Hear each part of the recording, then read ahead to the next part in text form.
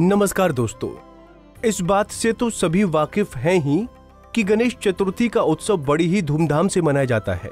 कहते हैं कि इस दिन बप्पा को घर लाया जाता है और उनकी पूजा की जाती है। इसके साथ ही बता दें कि इस दिन रात में चांद देखने की मनाही होती है।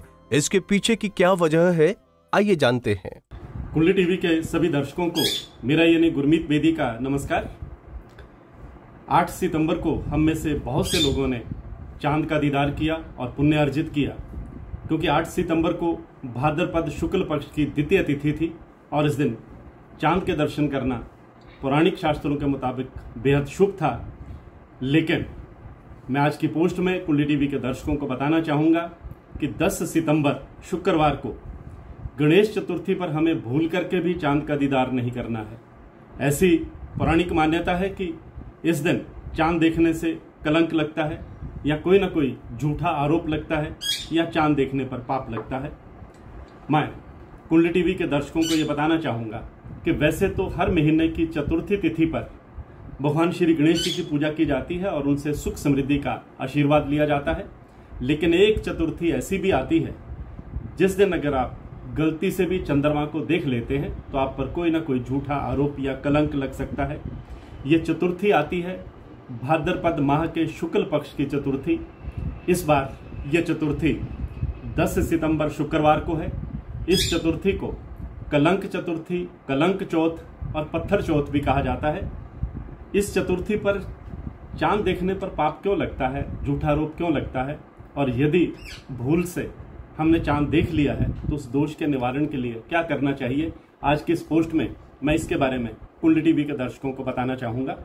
ऐसी पौराणिक मान्यता है कि भगवान गणेश जी ने चंद्रमा को शाप दिया था और इसी शाप की वजह से इस दिन चंद्रमा को देखना शुभ नहीं माना जाता।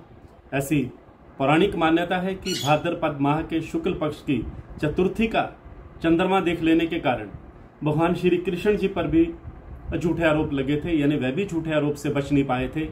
पौराणिक कथा के अनुसार कलंक चतुर्थी का चंद्रमा देख लेने के कारण भगवान श्री कृष्ण जी पर सेमंतक मणि चुराने का आरोप लगा था। यह झूठा आरोप था।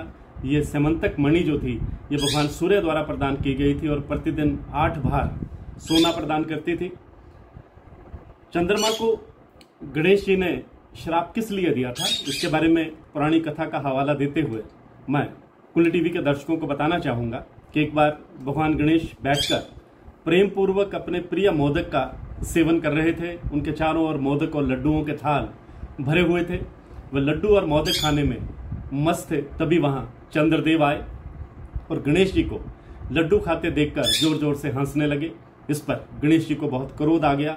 उन्होंने चंद्रमा को कहा कि तुम्हें अपने सुंदर स्वरूप पर बहुत घमंड है, तुम मेरा उपहास उड़ा रहे हो। मैं तुम्हें शाप देता हूं कि तुम अपना ये सुंदर स्वरूप खो दोगे, तुम्हारी सारी कलाएं नष्ट हो जाएंगी और आज के दिन जो भी तुम्हारा दर्शन करेगा वह भी कलंकित हो जाएगा।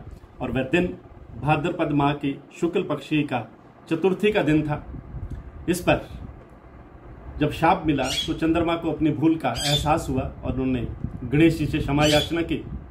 गणेश जी ने कहा कि अब मैं तुम्हें शाप से मुक्त तो नहीं कर सकता, लेकिन इसे सीमित अवश्य कर सकता हूं। इसलिए महीने में एक बार ऐसा अवश्य होगा जब क्षय होते होते एक दिन आपकी सारी रोशनी चली जाएगी, लेकिन फिर धीरे धीरे प्रतिदिन आपका आकार बड़ा होता जाएगा और महीने में एक बार आप पूर्ण रूप से दिखाई देंगे। आपका दर्शन लोग हमेशा कर सकेंगे, लेकिन भाद्रपद के शुक्ल पक्ष की चतुर्थी के दिन जो भी आपके दर्शन करेगा उसको झूठे कलंक का सामना करना पड़ेगा।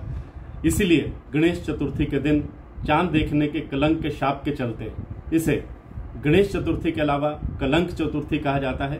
धार्मिक मान्यताओं के अनुसार इस दिन से ही चंद्रमा घटता बढ़ता है और ऐसी पौराणिक मान्यता है कि चंद्रदेव की याचना पर गणेश जी ने उन्हें महीने के 15 दिन कलाएं घटने और 15 दिन कलाएं बढ़ने का वर दिया था।